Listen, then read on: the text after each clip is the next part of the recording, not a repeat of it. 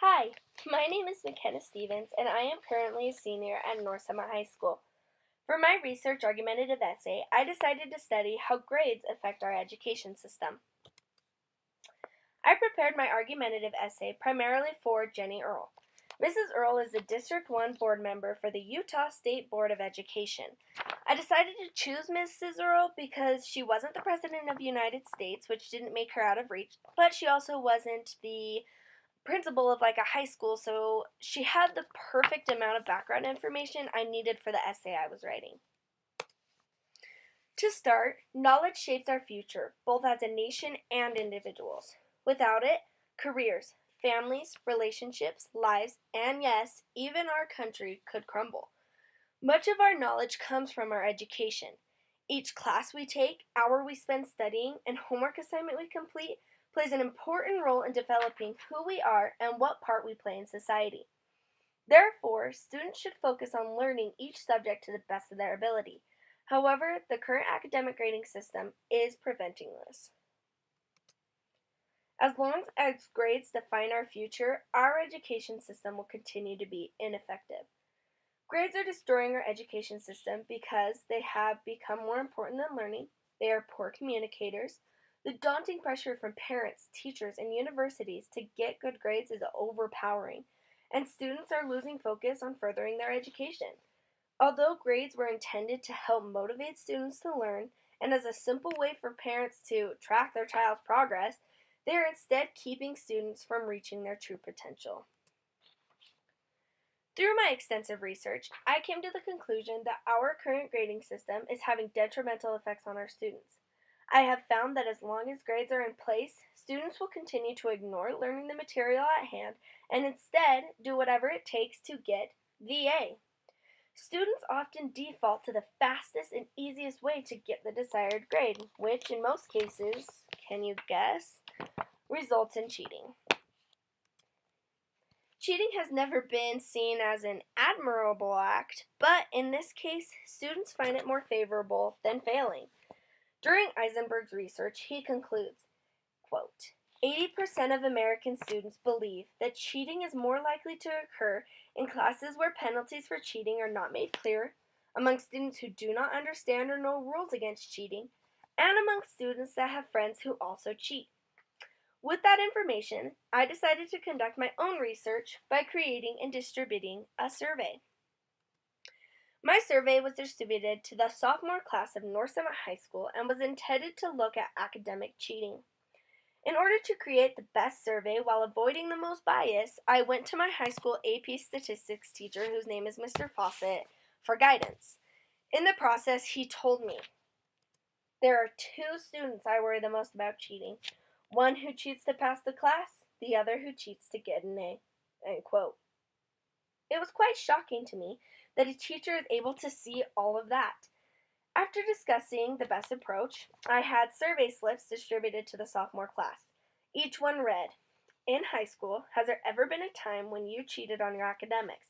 For example, looking at a neighbor's test answers, copying another person's assignment, plagiarizing an essay, etc. The students were to then circle yes or no and write down a brief description as to why. Each individual was given their own slip of paper and were asked to withhold from writing their name to ensure anonymity. At the end of the day, I gathered the responses and calculated the results. Unsurprisingly, 81%, so 58 out of the 72 students, answered yes to cheating in high school.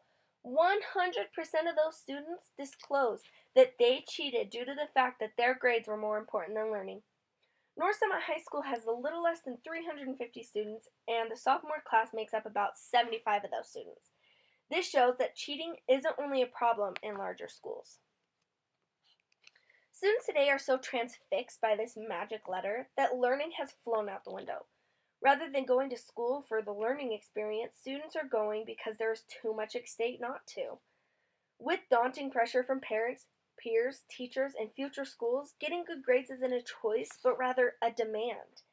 There was a quote I found which demonstrated this topic perfectly, and it said, quote, without an exceptional record in high school, students' chances of getting accepted into an elite university are slim.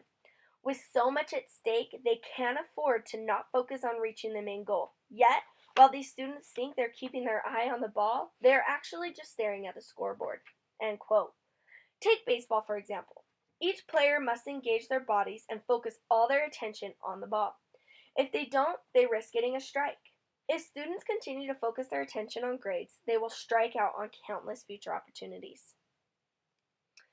Not only do grades stress students into cheating, but they are also extremely poor communicators. Take this for an example. What do you see?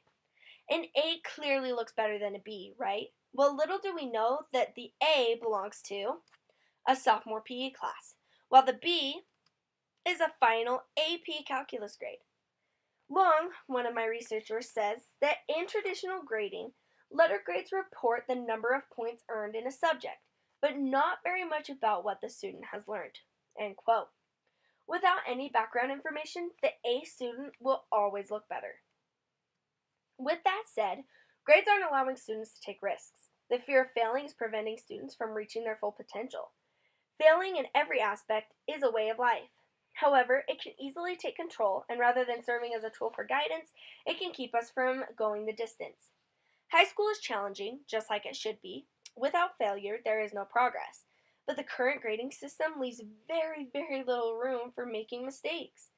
Theo Tesaucides wrote an article which explains how fear is one of the most powerful forces in life. It controls our overall decision-making process and makes us who we are today.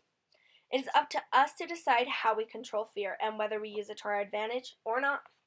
He concludes that, quote, when choosing which goals to pursue, people with a higher dose of fear of failure tend to focus their efforts more on preventing losses than achieving gains, end quote. This is where grades hold a lot of students back. Students would choose to limit their potential to avoid failure. Students avoid taking higher level courses in an effort to save their GPA. Not only is this affecting students as individuals, but it is also hindering our nation from progressing into something great. Joseph Haltgreave wrote an article titled Too Smart to Fail. In this article, he used an analogy which I found captivating. When college students' grades exceed their effort, they feel smart. But if their effort exceeds their grades, they are instantly bogged down and feel dumb. For example, when writing a paper like the one we just completed, these students feel successful as long as the grades they receive greatly outweighs or meets the work they put in. But if their grade negatively represents the hours they spent writing, they feel as if they failed. When this happens, many students give up hope and see one assignment as the end of the world, when in reality, it should serve as an inspiration to do better. This can be primarily due to how they reacted in high school and the grades they received. With a mindset like these, grades become a trap rather than a chance to learn. School should be a place where students thrive. However, our current grading system is taking this opportunity away. Mr. Stan, an author of one of my sources, believes that grades help motivate students to learn. However, I have come to the realization that this is not the case. Although they do motivate students, studies have shown that the motivation is on getting good grades, when it should be on increasing knowledge and helping students progress. With the focus on the wrong end goal, grades are serving as a roadblock rather than a push in the right direction. As long as good grades are the only thing students are striving for, increasing a student's knowledge will most certainly take a back seat. Without the proper knowledge you are supposed to gain throughout high school, college can result in failure, or at the very least result in the waste of precious time and money, as the students continue the pattern of choosing a higher GPA over increasing their knowledge of the subject they chose to study. The material being taught will be too advanced, and the grades you got in high school will serve as a reminder of the material you did not. Now let's take a second and really look into this. College is hard, right? We all know. Well, if grades continue to blind students of the importance of learning basic materials, college will be nearly impossible. So what? Grades have been used as a part of our education system for years, but it is time for a change. Without change, we will stay stagnant, which will result in a slow education decay. In the event that we continue to use our current grading system to measure a child's education, I fear that future generations will lack proper skills that are developed through genuine education. Mathematical abilities, proper writing skills, and scientific knowledge will slowly become non existent. I am confident that through my research, anyone can see the detrimental effects our current grading scale has on our current education system. Education provides doorways to endless possibilities, and each student holds their own key.